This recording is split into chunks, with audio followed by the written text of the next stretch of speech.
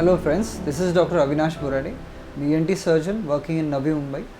आज हम बात करेंगे एक सर्जरी के बारे में। इसका नाम है मायरिंगोटॉमी एंड ग्रोमेट इंसर्शन। तो ये क्या होता है, क्या किस प्रॉब्लम में ये किया जाता है?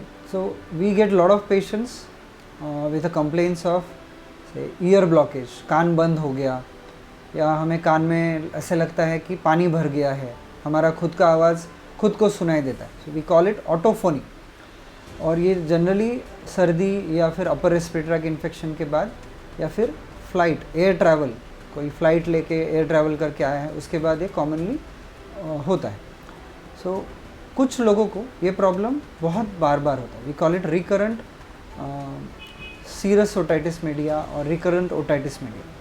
तो इस प्रॉब्लम में सर्दी होके कान में सर्दी भर जाना या कान में पानी भर जाना, ये प्रॉब्लम बार बार होके हमेशा पेशेंट को कान में फुलनेस या फिर पेन होता है, और लॉन्ग टर्म में इसका इफ़ेक्ट हियरिंग पे होता है। और ये बहुत कॉमन है बच्चों में, बिकॉज बहुत सारे पेरेंट्स उनके बच्चों को लेके आते हैं, या फिर टीचर्स के पॉइंट ऑफ व्यू से कंप्लेन आता है कि ये सुनता नहीं है शायद, या फिर हम कभी बोलते हैं एक दो बार तो इसका ध्यान नहीं रहता, या इसको कम सुनाई देता है, तो ये चेक करिए इसके कान में क्या प्रॉब्लम है। So many times they feel कि कुछ कान में वैक्स होगा या उसका क्लीन करवा के ठीक हो जाएगा। So when we examine then we ask specific questions. When we see ear drum, जब हम एग्जामिनेशन करते हैं, so we realise that the drum is little congested, या फिर थोड़ा स्वेलिंग है उसमें, and we can see fluid behind the drum. पर्दे के पीछे पानी भर जाता है, तो वो टिपिकल पिक्चर हमें क्लिनिकल एग्जामिनेशन में, ओटोस्कोपिक एग्जामिनेशन में पता चलता है। There is one more typical finding कि पर्दे के पीछे बबल्स दिखते हैं। So that is a typical of a serous otitis media. तो ये प्रॉब्लम में, जब ये प्रॉब्लम हमेशा या रेगुलर होता है या बार बार होता है, तो उसके लिए एक सर्जिकल प्रोसीजर है, उसको बोलते हैं मायरिंगोटॉमी एंड ग्रोमेट इंसर्शन। पहले जब पेशेंट ये कंप्लेंट्स के साथ हमारे पास आता है, हम पहले मेडिसिन्स देते हैं। So always conservative management is first. We can say almost 60 to 70% patients को मेडिसिन से, नेज़ल स्प्रे, स्टीम इनहेलेशन और एंटीबायोटिक्स या एंटी इन्फ्लामेटरी मेडिसिन से अच्छा रिलीफ मिलता है। सो जब ये प्रॉब्लम रिकरेंट होता है, बार बार होता है, या फिर मेडिसिन से रिलीफ नहीं मिलता है, जब हम ऑडियोग्राम टेस्ट करते हैं तो हियरिंग लॉस अगर सिग्निफिकेंट है, उसमें इम्प्रूवमेंट नहीं हो रहा है, उसके बाद सर्जरी ज़रूरी हो जाता है या नेसेसरी हो जाता है। सो हम ये सर्जरी करते कैसे? So myringotomy is a small procedure. Grommet insertion उसका एक एडिशनल पार्ट है जो कि हमेशा मोस्ट ऑफ द टाइम्स किया जाता है। सो मायरिंगोटॉमी टिपिकली हम हॉस्पिटल्स में पेशेंट को डे केयर में एडमिट करते हैं। डे केयर मीन्स इवनिंग में हम डिस्चार्ज कर सकते हैं, 24 घंटा एडमिट रहने का कंपल्शन नहीं है। छोटे बच्चों के लिए हम जनरली एडमिशन्स रखते हैं, बिकॉज प्रोसीजर के टाइम पे उनको एनेस्थेशिया फुल देना पड़ता है, which is called general anaesthesia. So this procedure can be done in local anaesthesia for adults and patient who can cooperate. छोटे बच्चों के लिए जनरल एनेस्थेशिया लगता है। सो आफ्टर एनेस्थेशिया एक टिम्पैनिक मेम्ब्रेन, जो हमारा कान का पर्दा है, उसके पीछे प्रॉब्लम है, उसके आगे सब ठीक है। सो फ्लूइड निकालने के लिए हम एक छोटा सा निक लेते हैं। So there is a typical location anterior inferior quadrant of the tympanic membrane, जहाँ पे एक छोटा सा निक लेके हम फ्लूइड को सक्शन आउट करते हैं, निकाल देते हैं, एंड उसी छोटे से निक के थ्रू ग्रोमेट हम डालते हैं। एक ग्रोमेट क्या होता है? Grommet is basically a ventilation tube. So एक छोटा सा टेफ्लॉन का या फिर मेटल का एक छोटा सा मटेरियल का एक इंस्ट्रूमेंट आता है, जिसके दोनों साइड में ओपनिंग्स होती है। So it is a ventilation tube which connects outer atmospheric pressure to the middle year.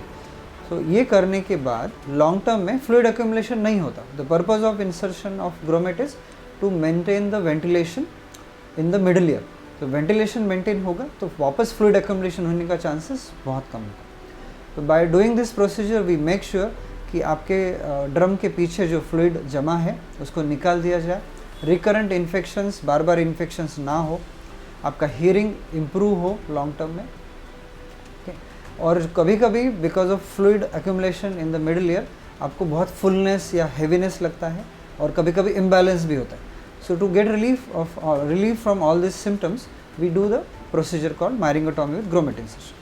अभी जब ये प्रोसीजर करते हैं उसके बाद क्या प्रिकॉशंस लेना है, तो इम्पॉर्टेंट है कि पेशेंट्स को कुछ दिनों के लिए मेडिसिन लेना है in form of antibiotics and anti inflammatory, plus पानी नहीं जाना चाहिए. So water precautions are most important for any ear surgery which is similar in this cases. So पानी बिल्कुल नहीं जाना चाहिए कान में. While taking bath you should keep a cotton or you can use a shower cap to cover your ears. आपको कुछ medicine दिए जाते हैं ईयर ड्रॉप्स वगैरह, वो रेगुलरली लेना है. जब टिपिकली हम 1 वीक के बाद बुलाते हैं पेशेंट को, उसके बाद से 2 weeks and then after a month.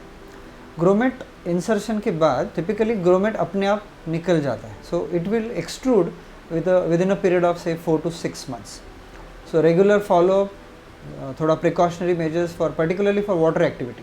So swimming pool में जाना या फिर वाटर के अंदर इंसर्ट होना, वो थोड़ा अवॉइड करना होता है और रेगुलर फॉलोअप डॉक्टर के साथ करना.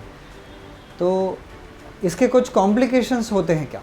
जनरली पेशेंट हमें पूछते हैं कि कुछ प्रॉब्लम होता है कि ये सर्जरी है तो इससे कितना डरना चाहिए. So myringotomy is very small procedure, so there is no major risk as such. छोटे मोटे जो कॉम्प्लिकेशंस हम रेगुलर सर्जरी में बताते हैं कि इन्फेक्शन हो सकता है तो वाटर प्रिकॉशंस लेना है, रेगुलर फॉलोअप करना है ताकि ग्रोमेट अगर जल्दी एक्सट्रूड हो रहा है तो हमें पता चले, we can reposition the grommet. And long term में अगर आपका पानी में जाना हुआ या इन्फेक्शन हुआ तो देन मिडल ईयर इन्फेक्शंस हो सकते हैं. So we have to be on regular follow up, patient should be on regular follow up and we should treat it accordingly. इसके अलावा कुछ मेजर कॉम्प्लिकेशंस नहीं रहते. This is always for to avoid a long term damage to the ear. तो middle ear और inner ear को हमें infection से लॉन्ग टर्म में बचाना है और हीयरिंग को प्रिजर्व करना है, इसके लिए ये हेल्प करता है. सो किसी भी पर्सन को या फिर अगर पेरेंट्स सुन रहे हैं उनके बच्चों को, उनको लगता है कि ईयर फुलनेस है, कम सुनते हैं, ईयर में पेन होता है, हमेशा इन्फेक्शंस होते हैं, सर्दी की वजह से बार बार सर्दी होती है, तो आपको डॉक्टर के पास कंसल्ट करना चाहिए. स्पेसिफिकली ENT सर्जन्स को दिखाना चाहिए, because we can actually find out कि ये एग्जैक्ट डायग्नोसिस क्या है, ड्रम के पीछे क्या पैथोलॉजी है उनको, और उसका अंडरलाइंग कॉज क्या है. बहुत लोगों को रिकरेंट इन्फेक्शंस होते हैं बिकॉज उनका नाक का वेंटिलेशन अच्छे से नहीं होता है, नाक में कुछ पॉलिप है, मास है, या फिर नाक का बोन डेविएटेड है, we call it deviated nasal septum. Allergies है, एलर्जिक राइनाइटिस, एलर्जिक्स प्रॉब्लम की वजह से हमेशा सर्दी होकर ईयर में इन्फेक्शंस होता है.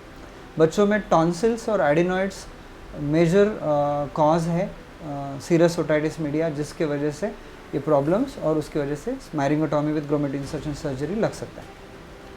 So we here at Borade ENT clinic deal with the serous otitis media and like problems very regularly, and we are regularly doing this procedure in the hospitals.